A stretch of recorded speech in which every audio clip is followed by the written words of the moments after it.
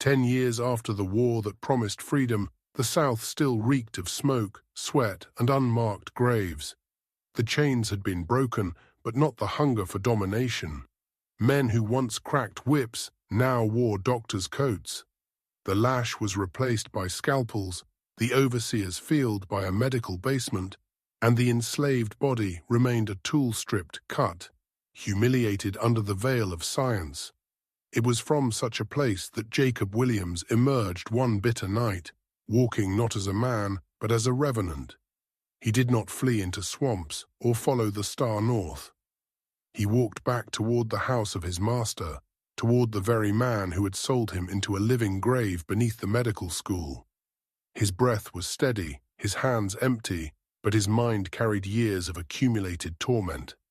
Memories catalogued as precisely as any formula, sharpened into instruments of vengeance. Jacob had been born on a plantation in central Alabama, where the soil was black and rich, and the screams of cotton pickers blended with the drone of cicadas. From the start, he had been marked as strange. His limbs were long but wiry, his face grave even in childhood. While other boys were sent to the fields, Jacob was often singled out for another purpose. White visitors to the estate would glance at him, touch his arm, study the shape of his skull, laugh at his stiff posture. "He'll be useful," one of them remarked when Jacob was no more than 7. Useful not for strength, but for demonstration. At 10, he was dragged to a county fairground, chained upright beside livestock pens and cider stalls. There, his body became part of a grotesque carnival. They pricked his skin with needles, poured bitter concoctions down his throat, forced him to inhale sharp-smelling vapors that made his lungs burn and his vision blacken.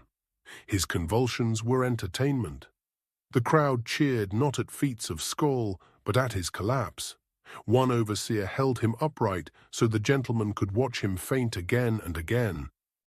The humiliation of that day carved deeper than any brand. He was not merely enslaved, he was spectacle, proof of white men's dominion disguised as curiosity. Years passed, and the abuse refined itself into something colder. When his master grew weary of him, Jacob was sold not to the fields, not to another plantation, but to a professor of medicine who sought subjects. That professor saw in him not a soul, not a servant, but material. Resilient flesh, he wrote in one ledger, useful for repeated demonstration. Beneath the white-pillared school building, Jacob lived among cadavers. His bed was a stone floor, damp with the runoff of dissected bodies. The air smelled perpetually of decay formaldehyde, mingling with blood, iron, and mildew. By day, he was hauled out for lessons. His arms were strapped down as students sliced into him with clumsy scalpels. They tested anesthetics by half-dosing him, watching as he screamed and thrashed before sinking into a stupor. They injected burning liquids into his veins, noting the swell of his skin, the spasms in his muscles. Each agony was greeted not with pity, but with scribbled notes, amused laughter or applause for the advance of science. The cruelty reached its pinnacle one evening when his former master, the man who had sold him into this dungeon, visited the school with family and guests. A demonstration was arranged. Jacob was tied upright, stripped to the waist. Before the glittering eyes of ladies and the smirking lips of planters, a new anesthetic was administered. The professor lectured on its effects, while Jacob gasped, convulsed, and nearly choked on his own tongue. Applause rose as if it were theater.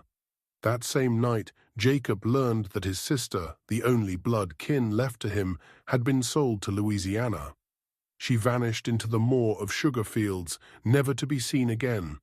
Something inside Jacob broke not with noise, but with silence, and yet he endured. Beneath the floorboards of that school, he began to watch more than he suffered. While students practiced, he memorized their words. He studied formulas scrawled on slates, diagrams pinned to walls, mixtures left carelessly on counters. Every lesson meant for his torment became his education. When a scalpel was dropped near his feet, he studied its weight before handing it back. When bottles of chloroform or morphine were discarded, he memorized their smell. His body was their specimen, but his mind was his own recording, calculating, preparing. So when the chance came, he was ready. On a night when the professor drank himself into stupor, Jacob acted. With the same chains that once bound him, he secured the man to the iron table. The very table where Jacob had been cut, stitched, and poisoned now bore his tormentor. No crowd gathered, no students scribbled. Only Jacob presided, armed with knowledge earned through agony. He injected burning solutions into the professor's veins, not in fury but with surgical precision. He cut flesh and stitched it back without remedy, each act a mirror of what had been inflicted upon him. The cries echoed in the stone cellar, but Jacob did not flinch. He was not improvising. He was demonstrating forcing memory into the body of the man who once called his pain progress. When it ended, the professor's body lay twisted, abandoned in the very basement where Jacob had once slept beside corpses. The damp air carried silence, but outside the school walls, whispers would soon stir. Jacob Williams vanished into the night. Some claimed he fled west, others that he melted into the freedmen communities along the rivers. Yet his presence did not disappear. Across counties, his story spread like fire through dry cane fields. To white landowners, he became a nightmare proof that the instruments of science could be turned back upon their owners. To the enslaved and the newly freed, he became something else, a legend. Around fires and in cabins, mothers whispered his name with pride. Children recited it with awe. Jacob Williams, the one who made knowledge a blade, who turned humiliation into justice. That night of retribution did not end with one death. It became a warning etched into the marrow of a region. Memory cannot be erased, and what is taught in cruelty may return as judgment. The table still stood in that cellar, iron-stained and waiting. Some said that if you walked past the school at night, you could still hear the faint rattle of chains, the whisper of Jacob's breath, and the low murmur of a man repeating lessons he was never meant to survive. Beneath the proud white columns of the Alabama Medical Institute lay a cellar that no student ever mentioned in letters home. There, where the sunlight never reached, Jacob Williams lived among the dead. His mattress was a strip of canvas laid between barrels of formaldehyde and buckets that caught the drip of blood from upstairs. The smell was permanent metal, rot, and the bitter sting of chemicals that clung to his skin no matter how often he washed. By day, he was not allowed to rest. The professor called him a living textbook, a phrase the young men in pressed coats repeated with laughter. Jacob was brought out for experiments as if he were a mannequin that breathed. His wrists and ankles bore permanent grooves from iron shackles that kept him still on the table.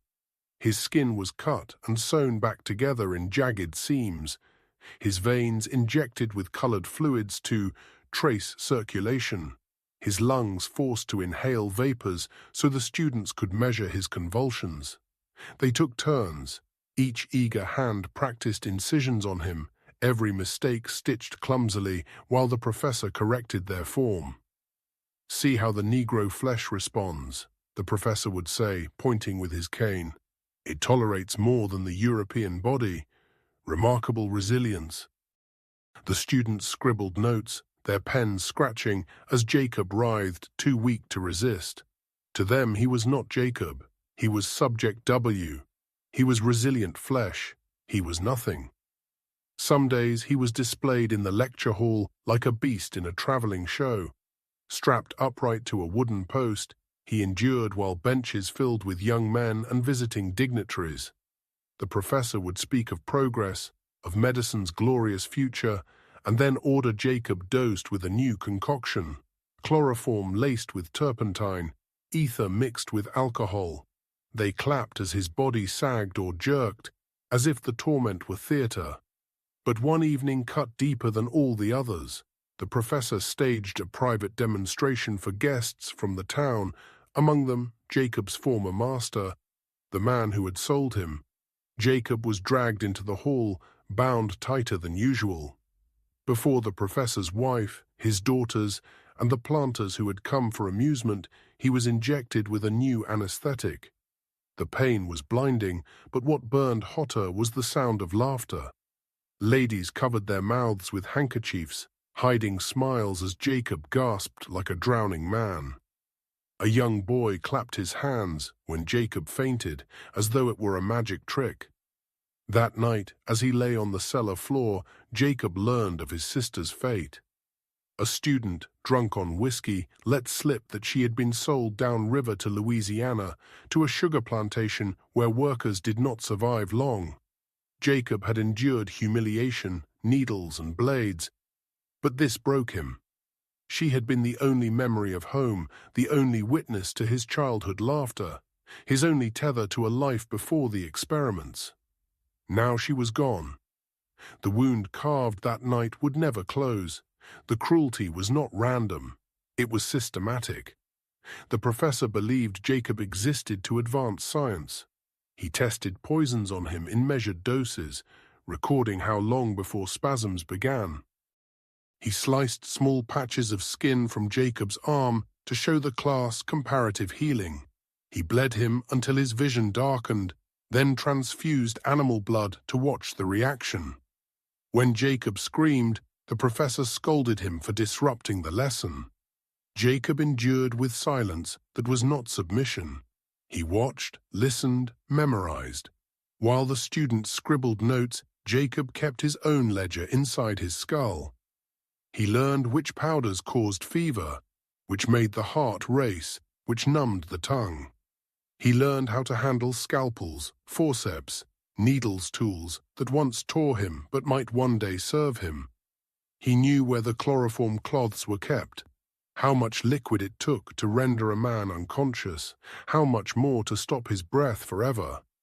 In the rare moments when the basement was empty, Jacob would trace the cracks in the stone walls with his fingers, whispering formulas he had overheard. He repeated them like psalms, embedding each detail into memory. The darkness became his classroom. The corpses on the tables became silent tutors. Their opened chests and vacant eyes reminded him of what awaited if he failed, but also what knowledge could do when wielded with precision. The professor, drunk on his own authority, never saw the change. He believed suffering had broken Jacob's mind. He mistook silence for stupidity, endurance for emptiness. He did not see the way Jacob's eyes lingered on instruments, how he studied labels on bottles, how his breathing slowed to mask his fury. The professor thought he owned a specimen. In truth, he was teaching his executioner. The moment of Jacob's final break came months later, in winter, when the professor ordered him strapped down for another public show. This time, he was to be injected with a corrosive liquid, while the students measured how fast the flesh blistered. As the needle pierced his skin, Jacob looked out over the faces in the hall. Not one pair of eyes saw him as a man. Not one hand trembled at his cries. He was surrounded by polished shoes, gleaming brass buttons, smirks hidden behind handkerchiefs. And at the edge of the crowd, his former master nodded approvingly, as if to say, "This is what you were meant for." That night, Jacob did not weep. He did not pray. He sat in the dark cellar, blood still seeping from his arm, and began to whisper to himself. He recited every formula he had memorized, every step of every procedure he had endured. Every scar became a note in his memory. Every humiliation became a lesson. He was no longer their subject. He was their student. And when the time came, when the professor grew careless and drunk, Jacob would be ready. The table would turn. The cellar would not be his tomb. It would be his theater of justice. The basement of the Alabama Medical Institute was a tomb of whispers, rats scratching in the walls, the drip of water from a cracked pipe, the occasional groan of wood above when students crossed the lecture hall. For most, it was a place of horror. For Jacob Williams, it became a classroom, an armory, and a crucible. He no longer thought of escape in the way others did. He did not dream of distant states, of Canada, of safety. He dreamed only of balance, years of humiliation, the carnival at the fairground, the jeers of students, the professor's experiments, his sister's sail into sugar fields, all of it condensed inside him like poison thickening drop by drop. He understood then, vengeance would not come with rage alone. It would require patience. It would require knowledge. It would require the very science used to break him. So Jacob studied in silence. While students fumbled with scalpels, he memorized the way arteries branched like rivers beneath the skin. When they stitched him clumsily, he noted how to knot sutures more firmly than they did. When they tested anesthetics, he measured breaths, timing how long before blackness overcame him. Pain was his textbook, his body, the unwilling page. Every scrap of the basement became his tool. Rusted needles discarded after demonstrations, shards of broken glass swept into corners, cloths soaked with chloroform thrown carelessly aside. Students mocked him when he scavenged, thinking he clung to trash like an animal. They did not know he was building an arsenal. He wrapped shards in rags to fashion blades.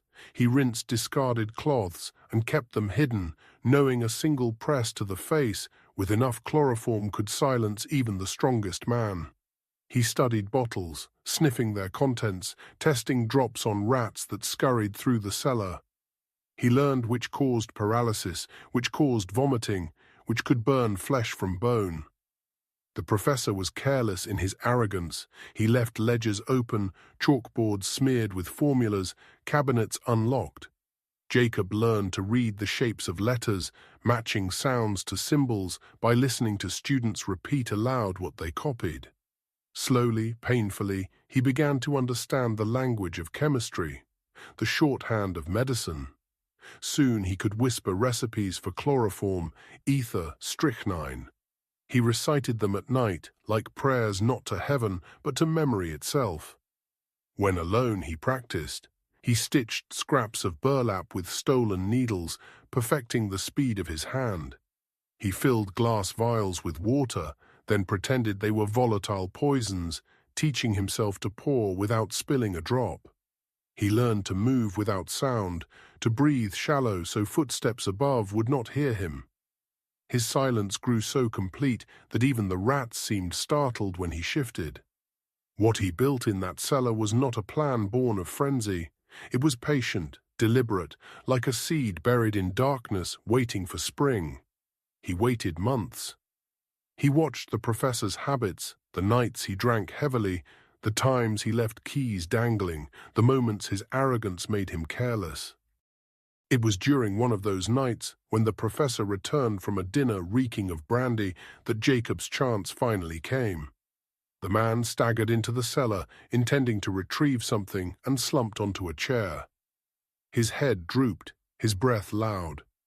Jacob's eyes fixed on the iron table, the same table where he had been bound, cut, poisoned. Slowly he stepped forward. His hand closed around a length of chain used to restrain cadavers. He moved like shadow, like silence itself. In moments the professor was bound. Iron bit into his wrists and ankles. When he awoke, it was not to lecture students, but to stare into the eyes of the man he had called subject. Jacob did not shout. He did not curse. He simply began. The instruments were ready, scalpels, needles, vials of liquids he had prepared in secret. One by one, he repaid memories with precision. He injected burning solutions into the professor's veins, watching convulsions seize his limbs. He cut flesh and stitched it without anesthetic, exactly as they had done to him. Each wound was deliberate, each act not of chaos, but of remembrance. The man who had once stood above him now lay helpless. The table turned, the roles reversed, the cellar filled with groans, muffled by the thick stone walls. No students came, no applause rose. Only Jacob's steady breathing, only the rasp of steel through flesh. When it ended, the professor was silent. His body sagged against the restraints, lifeless. Jacob stood over him, not with triumph, but with stillness. The vengeance was not loud. It was cold, precise, inevitable. He left the corpse on the table, abandoned in the same damp cellar where Jacob had once slept among cadavers. Then he vanished into the night. But he did not vanish from memory. Whispers spread across counties. White landowners spoke of a ghost who used their own science against them. Students whispered of a slave who had outwitted a professor. And in the cabins of the freed and the enslaved, his name became legend. Jacob Williams, the man who turned knowledge into a weapon sharper than any blade. The professor's death was never solved. Some claimed he drank himself into ruin. Others suspected rivals poisoned him, but in the quarters the truth was told with reverence. Jacob had balanced the scales. He had shown that what is taught in cruelty may return as justice. The cellar remained, the iron table stained. Those who walked past the building at night swore they heard chains rattling, the echo of footsteps, the faint whisper of a man repeating lessons never meant to be his. Jacob Williams did not just escape, he transformed. And in doing so, he left behind not a story of victimhood, but of reckoning etched in fear among his oppressors, etched in hope among his people. The professor's body rotted in the damp cellar of the Alabama Medical Institute, discovered days later by a janitor who dropped his lantern in fright and nearly set the place alight. Officials hushed the details, but rumors spread with the speed of fire through cane fields. They whispered of a body stitched and restitched, veins burned from the inside, eyes frozen in a look of terror. No thief had taken valuables, no intruder had forced entry. The color had moved like a shadow, and the color had vanished. But Jacob Williams had not vanished entirely. He left behind silence heavy enough to be felt.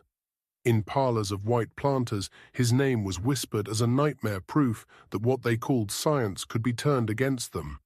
They feared the thought that one of their own instruments, a slave they had mocked as subject, had memorized their lessons, learned their formulas, and reversed them with precision. In their fear, they locked pantries, chained servants, and demanded constant oversight of every Negro hand that touched a bottle or blade. Yet suspicion could not erase the truth. The knowledge had already spread. For the enslaved and the freed, Jacob became something else entirely. Around fire pits in the quarters, his name was spoken with reverence. Children heard of him as the man who turned pain into weaponry. Mothers whispered his story to lullabies, a reminder that humiliation could become strength.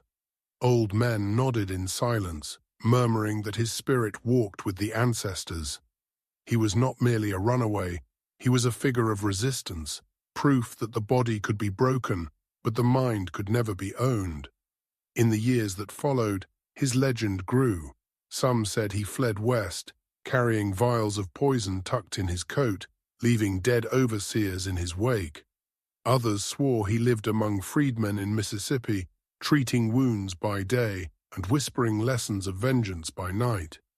A few claimed he crossed into Mexico, where slavery was outlawed, and vanished into freedom at last. No proof was ever found. But absence only made the legend stronger.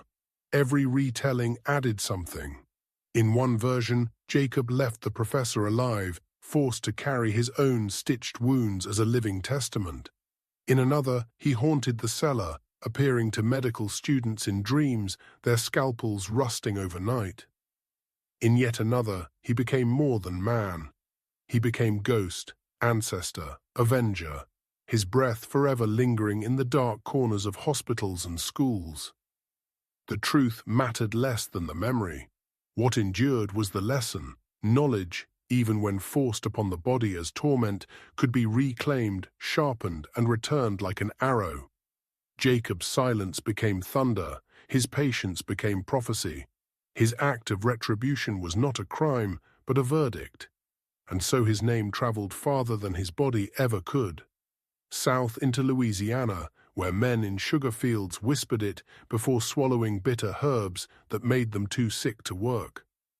North into Ohio, where abolitionists recorded stories of a slave who studied medicine in chains and turned it into judgment. Across the ocean even, when sailors spoke of him in ports, marveling at the idea of a man who used the master's tools to dismantle the master himself. The Alabama Medical Institute rebuilt its reputation, but the basement remained haunted in memory. Students claimed to hear chains at night or the hiss of chloroform escaping a bottle not yet opened. A few refused to descend at all. The iron table rusted, but never lost its stain. For white landowners, Jacob Williams was terror. For his own people, he was triumph. For history, he was warning. He showed that suffering, when remembered, can be transmuted into justice. That knowledge cannot be caged. That even in the darkest cellar, where corpses are piled and names erased, a mind can sharpen itself into the deadliest blade. Jacob Williams, the one who turned memory into a scalpel, silence into thunder, and pain into prophecy.